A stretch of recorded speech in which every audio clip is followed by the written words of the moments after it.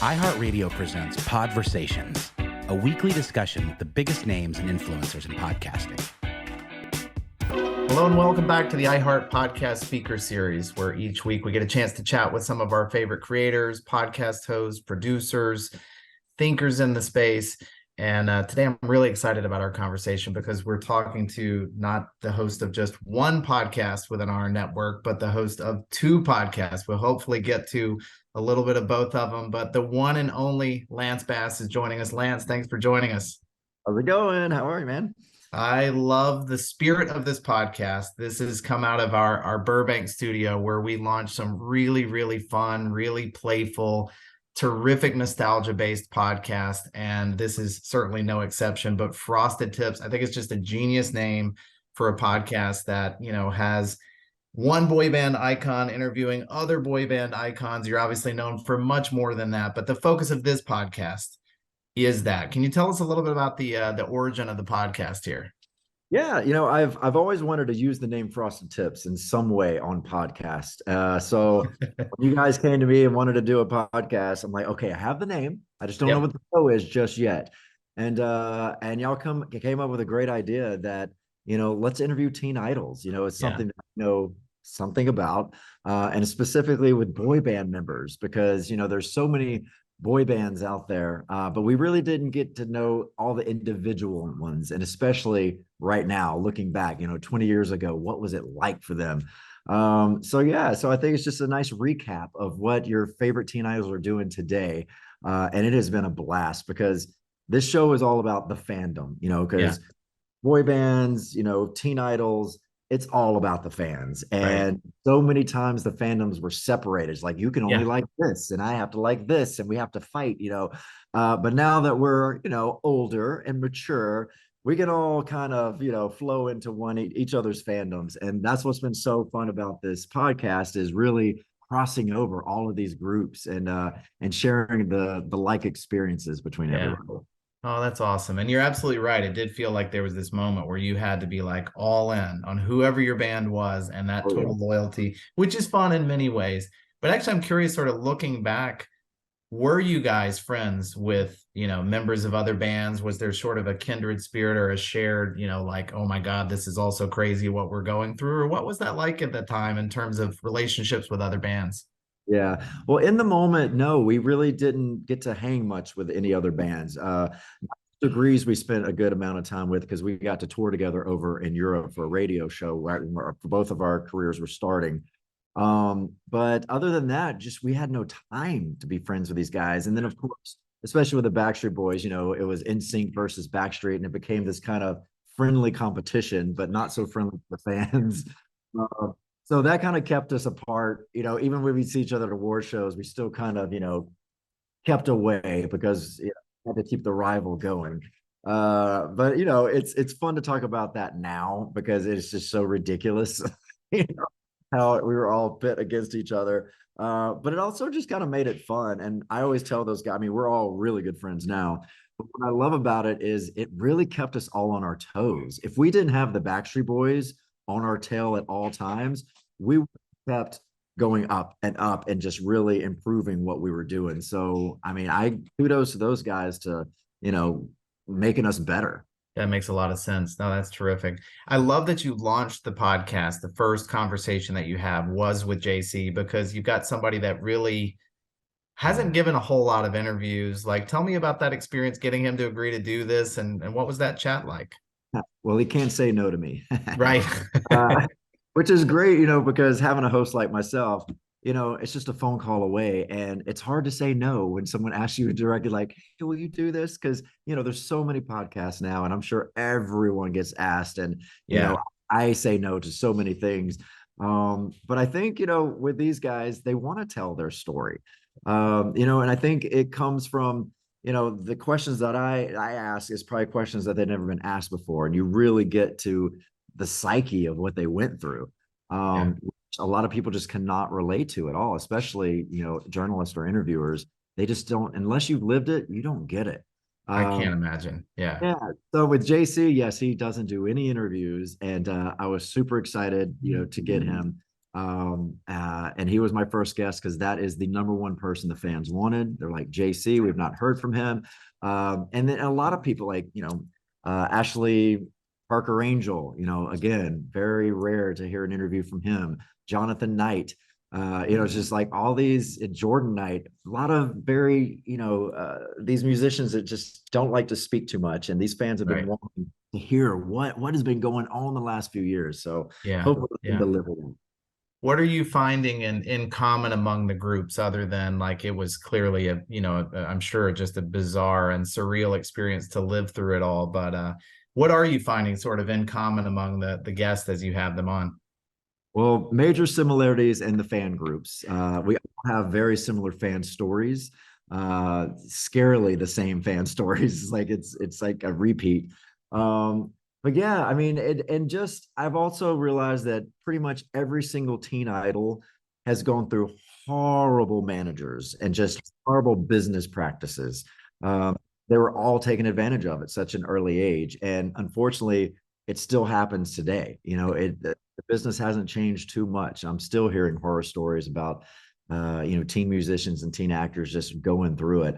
So that's one thing that we really, really relate to is everyone has that horror story of their first manager, their first agent, everyone taking advantage of them. Yeah, with that in mind, have you guys had a chance to talk to many of the sort of more recent, boy bands and others that have been coming up and share some of your experiences, pass down some of that wisdom in more recent years? Yeah, we just had, because the show isn't just for us old people. We want to bring in all these teen idols, and that's now we have BTS, we have all this great K-pop happening, and the newest band that has been put together is the new Menudo. And just had those boys on last week, and it was so fun to see them because they're so young. I'm talking about 10 years old and 12 years old. And just to see the star in their eyes about like what they're about to experience, and their first single is doing so well, and they're getting all these fans. It reminds me a lot of when NSYNC started, and it just watching them go what they're going through now. I just feel like I need to protect them. I'm like, oh, so I was just giving them so much advice. I don't know if they were listening to me, but I'm like, okay, guys, like make sure this doesn't happen to you. And, when you write together, write as a group, and, it's a brotherhood. Before you go to bed at night, make sure that, you get everything out and you communicate. But so many life lessons that I've learned, I would love to pass on to these future boy bands. And hopefully they'll listen to their elders.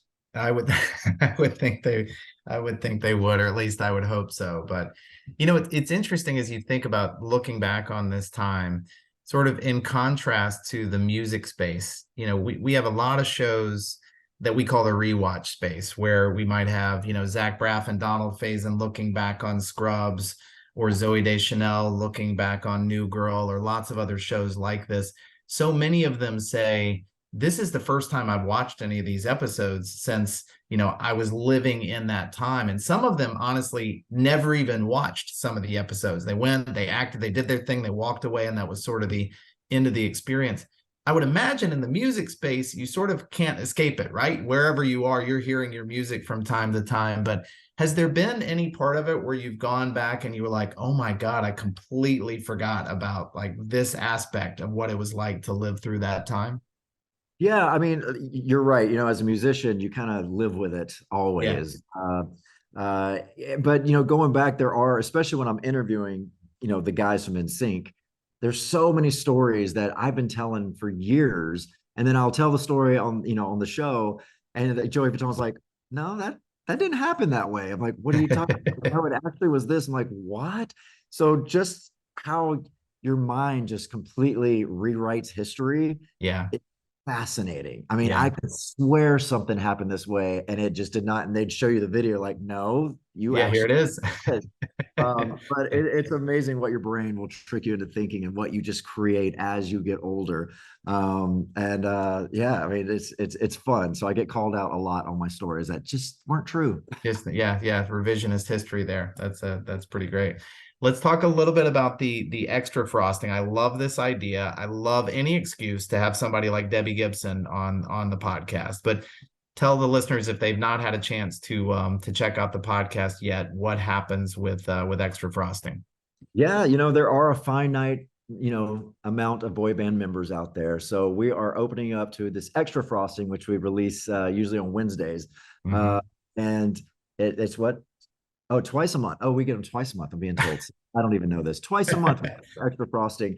Literally right before I got on with you, we had Tiffany. So it's kind of like to follow up on our Debbie Oh, interview. that's so good. And I'm so interested in bringing in, people like Donny Osmond, people that live this teen idol world, but in different decades. Like, what was it like for him in the 70s compared to what it was like to me in the 90s, compared to what it was like for Dream Street in the 2000s, what it's like for BTS today. Um, and see what those similarities are, because it was so similar. But then you have like, whoa, there was no social media. So it must have been so much safer. But yeah, I mean, it's so intriguing, and especially because it's selfish for me, because I get to catch up with the idols that I liked. It's to bring the people that I was a fan of, which is just really special, just for little Lance. Oh man, that's so fun. Well, you co-host a podcast with your husband Michael, and I'm curious for him, what's been most surprising for him? Is there any part of like your life in that era that has surprised him, or any part of this? I don't know. He never really tells me that kind of stuff. I mean, I love having him here because we're both such pop culture fans, and he's a little younger than me. So he really got to experience the NSYNC of it all, and Backstreet Right. and Britney and Christina. So, Oh, that's awesome. I had the inside view, but he had the outside view. So it's very Yeah. interesting to see his take as a kid watching all this, and what he thought was going down, but what was actually happening, we can actually talk about now. Yeah. Uh, but it's fun, and I definitely I'm learning how to share my space, because it's hard. I get into these interviews and I forget he's there. I'm like, oh crap, I'm like, yo, you joined here too. You can ask questions, but yeah, I talk a little much, but I'm getting better at it. Yeah, yeah, that's it. No, it sounds so much fun. You guys are a great duo on the show. Well, he So likes to, he makes fun of me the whole time, so the fans love that he just kind of like yes, every I once in was a gonna while. say I didn't want to admit it, but that yeah is sort of like the best part of the show. So yeah. So we got to see each other a few weeks back at a conference called Podcast Movement, when we announced the launch of a network of shows called Outspoken, dedicated to LGBTQ voices. We were so thrilled to have you jump in on this with us. We really, a big part of our mission here at iHeart is to make sure that we're bringing in, voices from all different communities, and making sure that the diversity within podcasting should reflect what the population looks like. And the industry as a whole has a long way to go, but we see it as a big part of our mission to do that. And your involvement in this has meant that we get to promote shows from creators that aren't as well known, but are members of the community and have incredible podcasts. But maybe talk a little bit about that. You shared the stage with a couple of other members of the team, again, who are emerging creators. They're not necessarily household names yet, but have unbelievable shows. But can you talk a little bit about the launch of Outspoken, and why it was important for you to jump on board when we said we were launching it? Yeah. Well, it's important as a storyteller to tell your story, and to share that stage with such brave people from my community. And our community is so diverse. I will never understand what it's like to be trans. I will never understand what it's like to be a lesbian. I will never understand what it's like to be bisexual, but we're all family together. So I'm learning as the listeners are learning too. So when you're sitting next to a doctor and all these professionals that are living their authentic life, and sharing their personal stories, and people listening being like, wow, I can relate to that. And yeah, you don't have to be a celebrity or anything like that. Just you have to have an incredible story and be passionate about it. So I was just honored to be up with those guys and learning so much about them, because they've had a lot of struggles, even more struggles than I have. I was lucky to be able to be in a band that became popular. So I had a lot of people loving me at the time, but a lot of these, especially content creators, they grew up with just so much hate just by being who they are.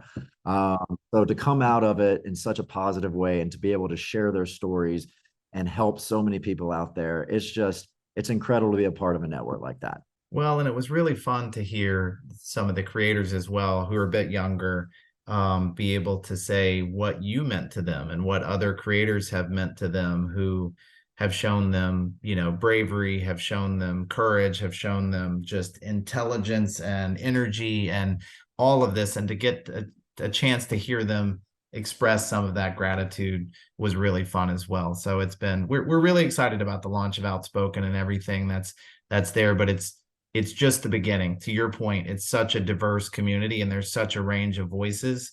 The last thing we want to do is launch a network and say, okay, here's our 15 shows. And now we're done with the launch of that. Like every month launching new shows and bringing in more voices. And it just feels so important to find the right ways to do that. So it's a beautiful thing. And I applaud you guys for being able to do that, because, it's not easy. There's a lot of hate in this world, and anything you try to do something positive and good, people like to rip it apart. So, but I love that you've been able to give us this platform, and it really is, as cliche as to say, it helps people and it saves lives out there. It really does.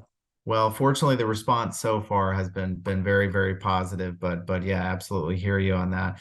Well, before I let you go, I mentioned at the top here, you're not just host of one podcast, which is Frosted Tips. You're also the host of another fantastic podcast, which, by the way, right now is ranking in the top 20 of all podcasts. When the last time I checked the charts, The Last Soviet. Can you give the viewers and listeners just a little bit of an overview of the podcast? Yeah, The Last Soviet, it's been a pleasure to do. It's taken us a long time. We started that show in November. Mm-hmm. I just finished recording it yesterday. Oh, wow.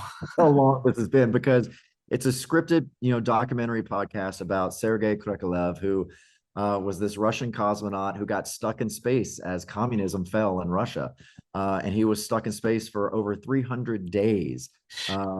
And it's just one of these stories that we need to be reminded of. It's a piece of history that we never really got to learn because, us Americans, we only studied our Apollo days. Right. But just to really show how politics has always been involved in space and how it is even today. Through his story, all the similarities are just uncanny.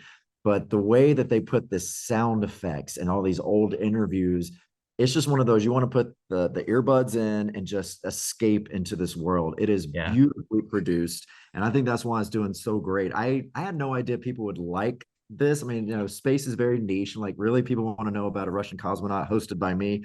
But yeah, the fact that it went number 14 this week of all podcasts, and it's the number one documentary podcast right now. I'm just excited people want this type of programming, because this is what I'm getting into. I love the scripted. I love giving you that sound bath where you just get to escape. And I want to bring more of these, in the future. Yeah, it's done in our partnership with the brilliant production company Kaleidoscope.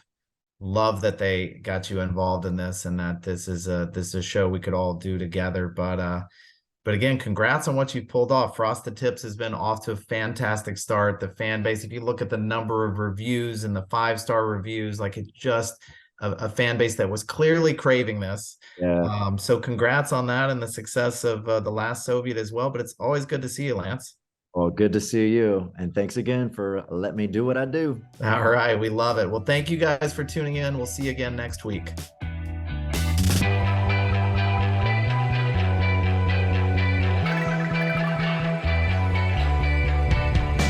Podversations is a production of iHeartRadio.